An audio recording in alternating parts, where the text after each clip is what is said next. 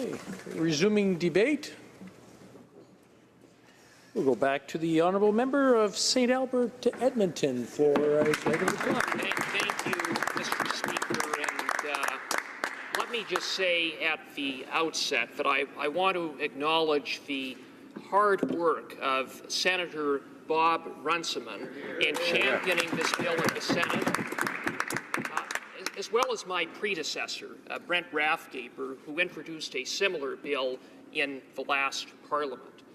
The essence of Bill S-217, known as Wynns Law, is about changing one word in the criminal code, one word to change a loophole that cost Constable David Wynn his life when he was murdered, a loophole that imposed a life sentence on Auxiliary Constable David Bond, who forever will have to live with the consequences of being shot at close range. Constable David Wynn should be with us today, but he isn't.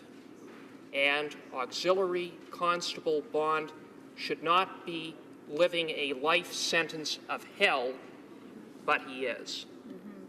Mr. Speaker, one change of one word in the criminal code could have made all the difference.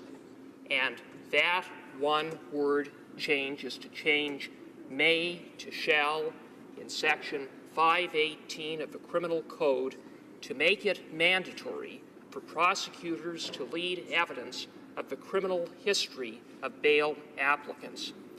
The criminal history of bail applicants is always relevant and material to determine the question of bail. It is always relevant and material because without such information, it's not possible for judges or magistrates to properly exercise their discretion as to whether someone should be kept behind bars or let out onto the street. Mr. Speaker, and yet Section 518 of the Criminal Code provides that it's discretionary whether this information is brought forward. Mr. Speaker, it simply doesn't make sense, and Wynns Law fixes that. Now, Mr. Speaker, there have been some who have said that Wynns Law is unnecessary because the criminal history of bail applicants is almost always put forward.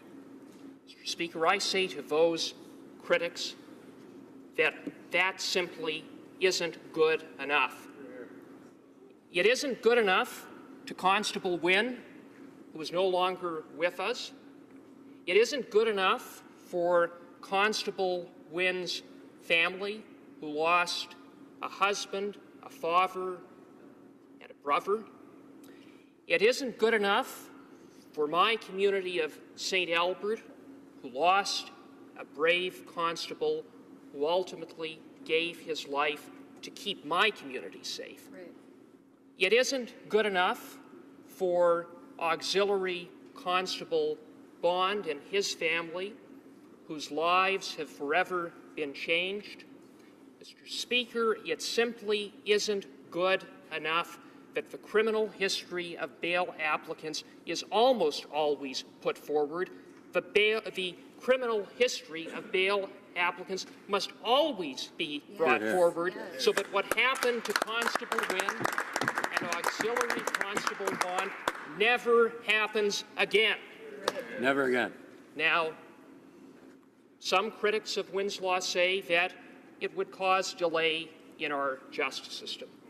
I say, how could that be, given that such information is a keystroke away and at most a phone call away? Yes. Mr. Speaker, in closing, let me say that we must never forget Constable Wynn and Auxiliary Constable Bond. We have a responsibility as parliamentarians to close this fatal loophole in the criminal code. We owe it to Constable Wynn, we owe it to Auxiliary Constable Bond, and we owe it to Canadians. Thank you.